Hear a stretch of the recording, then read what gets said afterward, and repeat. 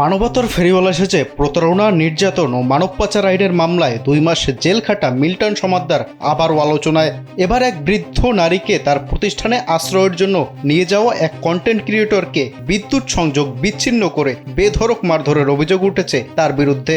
নাহিদ হাসান নামের ওই অভিযোগকারী যুবক ফেসবুকে উজান টিভি নামে একটি পেজে বিভিন্ন কন্টেন্ট প্রকাশ করেন। গত মঙ্গলবার রাতে বাগেরহাট থেকে গুরুতর অসুস্থ অভিভাবকহীন এক বৃদ্ধাকে নিয়ে মিল্টন সমাদ্দারের child and old age care প্রতিষ্ঠানে গেলে মিল্টন সমাদ্দার ও তার বাহিনীর হাতে মারধরের শিকার হন বলে এক সংবাদ সম্মেলনে অভিযোগ করেছেন content creator Nahid Hasan. Load shedding কিংবা ঘরের বাইরের তীব্র গরমে ওয়ালটন রিচার্জেবল ফ্যান থাকলে থাকবে শুধু বাতাস আর বাতাস। হঠাৎ করে লাইট অফ, ইনস্ট্যান্ট আমাদেরকে গালিগালাজ করে সর্বপ্রথম মিল্টন সমাদ্দার আমার এই চোখ বরাবর একটা ঘুষি মারে। সর্বপ্রথম উনি আমাকে আঘাত করে, এই আমার বাম চোখে উনি সর্বপ্রথম ঘুষি মারে। এরপর আমি একটু সরে গেলে তা উনি আমাদের এই গেঞ্জি কলার ধরে মানে চড় থাপ্পড় মারতেই থাকে।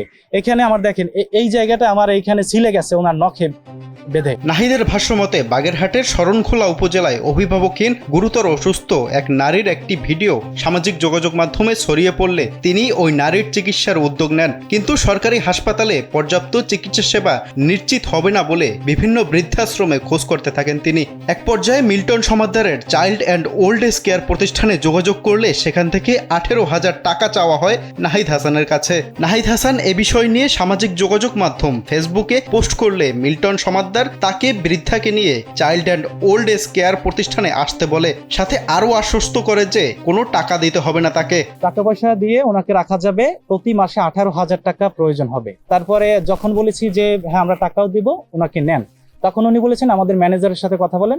আমরা ম্যানেজারের সাথে কথা বললাম, ম্যানেজার বলতেছে আমরা নিব না।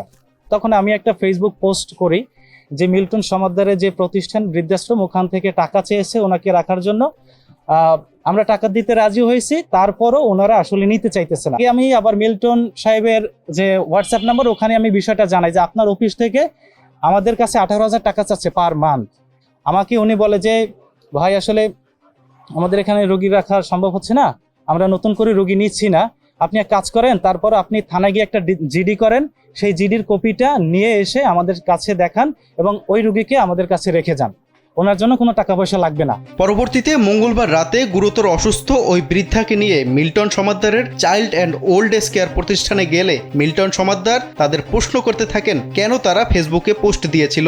এক পর্যায়ে বিদ্যুৎ বিচ্ছিন্ন করে নাহিদ হাসান ও তার সাথে থাকা আরও 2 ব্যক্তিকে বেধড়ক মারধর করে মিল্টন সমাদ্দারের লোকজন, এই বলে অভিযোগ করেছেন ওই ভুক্তভোগী।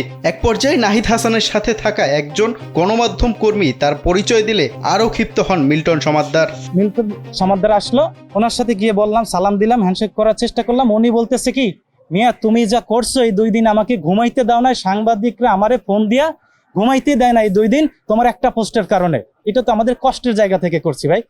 তখন উনি রিয়াক্ট করছে, হঠাৎ করে গালিগালাজ শুরু করছে, হঠাৎ করে লাইট অফ, বিদ্যুৎ লাইট অফ, ইনস্ট্যান্ট আমাদেরকে গালিগালাজ করে সর্বপ্রথম মিল্টন সমাদ্দার আমার এই চোখ বরাবর একটা ঘুষি মারে। সর্বপ্রথম উনি আমাকে আঘাত করে। ইলিয়াস ভাই আমাকে মানে ওনাকে ফিরাতে গেছে যে ভাই থামেন, মারামারি করতেছেন কেন। ওনাকে জিজ্ঞেস করছে যে তুই কে। ইলিয়াস ভাই বললো যে ভাই আমি ঢাকা মেলে সাংবাদিক। শোনার সাথে সাথে সাংবাদিক নিয়ে গালাগালি করে ওনাকে মারধর শুরু করছে। এখন আমরা ওখানে মাত্র 3 জন আর ওনারা ছিল অন্তত 25 জন। আমরা কোনো উপায় না পেয়ে শুধু চুপ করে রয়েছি এবং ওনারা আমাদেরকে মেরেছে, আমরা মার খেয়েছি। মারধরের পরে নাহিদ হাসান ও তার সাথে থাকা 2 জনকে বসিয়ে ফেসবুকে ভুল বুঝাবুঝিতে পোস্ট দিয়েছি এই মর্মে স্বীকারোক্তিমূলক ভিডিও রেকর্ড করেন মিল্টন সমাদ্দার, এমন অভিযোগও করেন নাহিদ হাসান। উনি যে আমাদের কাছ থেকে পরবর্তীতে জোর জবরদস্তি করে হচ্ছে যে আমাদের বক্তব্য নিছে, সেটাও হচ্ছে অডিও রেকর্ডে রয়েছে, এবং উনি যে জোর জবরদস্তি করে আমাদেরকে ক্ষমা চাওয়ানো, এরপর হচ্ছে যে ভিডিও করা, সেই বিষয়গুলো সব ওই অডিও রেকর্ডের ভিতরে আছে। এবং উনি একটি ভিডিও প্রকাশ করেছে, সেখানেও দেখবেন যে আমাদের আসলে অবস্থাগুলো বা আমাদের হচ্ছে চেহারাগুলো সেগুলো আসলে দেখবেন। যখন হচ্ছে ওর চোখে আঘাত করছে সেই অবস্থায় ওর মনে হচ্ছে যে ওই ভিডিওর ভিতরে সে কান্না করতেছে। কিছুক্ষণ আগে মিল্টন সমাদ্দার হচ্ছে সে ভিডিও প্রকাশ করেছে। মারধর শুরু করার আগে কোনো ভিডিও কিংবা ছবি তোলা যাবে না এমন হুঁশিয়ারি দেন মিল্টন সমাদ্দার। তবে মারধরের শিকার নাহিদ হাসান কৌশলে ফোনের রেকর্ডিং অন করে রেখেছিলেন, সেই রেকর্ডিং এসে পৌঁছেছে কালবেলার হাতে।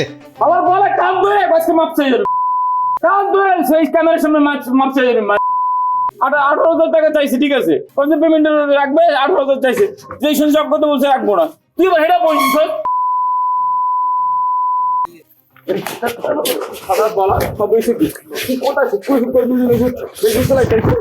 আমি কিন্তু বড় বড় কাজ করি আমি কোনো ভাই আমি টাকা বস্তু দিয়েছে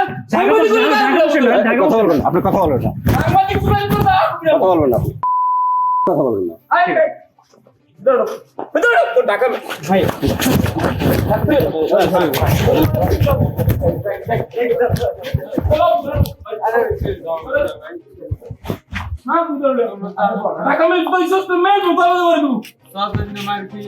অভিযোগের বিষয়ে জানতে চাইলে মিল্টন সমাদ্দার এবং চাইল্ড অ্যান্ড ওল্ড এজ কেয়ারের নম্বরে যোগাযোগ করলে ফোন রিসিভ করেননি তিনি। কিন্তু চাইল্ড অ্যান্ড ওল্ড এজ কেয়ারের হোয়াটসঅ্যাপ নম্বরে যোগাযোগ করলে সেখানে কর্মরত এক নারী জানান তিনি এখন অফিসে নেই। তবে এ বিষয়ে অভিযোগকারী নাহিদ হাসান সংবাদ সম্মেলন করলেও এখনও থানায় কোনো অভিযোগ দেননি। এর আগে অবশ্য অসহায় মানুষের আশ্রয়ের আড়ালে তাদের কিডনি ও অন্যান্য অঙ্গ প্রত্যঙ্গ বিক্রি করার অভিযোগ ওঠে মিল্টন সমাদ্দারের বিরুদ্ধে। 2024 সালের মে মাসে মানব পাচার আইনের মামলায় গ্রেপ্তার হন তিনি। মাত্র 2 মাস জেল খেটে 15 জুলাই জামিনে মুক্ত হন তিনি। পরবর্তীতে জুলাই গণ অভ্যুত্থানের পর সরকার পরিবর্তন হলে আর জেলে যেতে হয়নি এই মিল্টন সমাদ্দারকে। দীপ্রজয়, কালবেলা।